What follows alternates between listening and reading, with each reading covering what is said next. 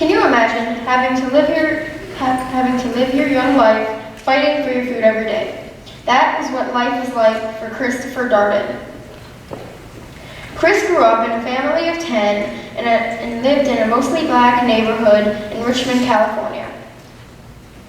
Life was hard for Chris and his brother Michael.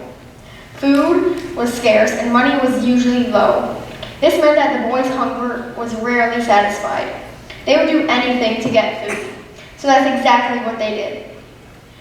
They stole. They stole food from the grocery store. They stole food from other people's houses. They continued this act through high school. Suddenly, at the end of Chris's freshman year at Kennedy High School, he got 1 A and 3 Fs. He had failed that year. Because the school allowed 4 Fs before being expelled, 1 more F and he would get kicked out of the school. Chris decided to change his act. He chose to not steal anymore and to study harder in school. During this time, though, his brother Rusty ended up in jail, and his brother Harold died young.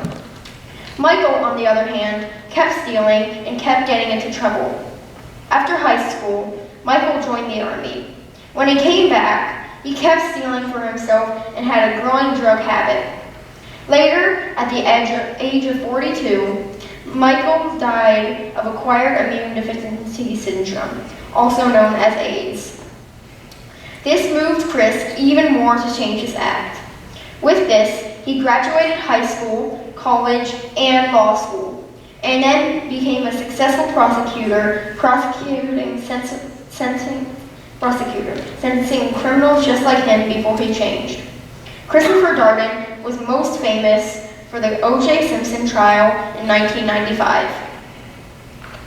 Chris made some hard choices in his life, but it all helped him achieve his dream.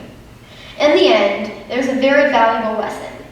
The right choices in life can get you places you never thought imaginable.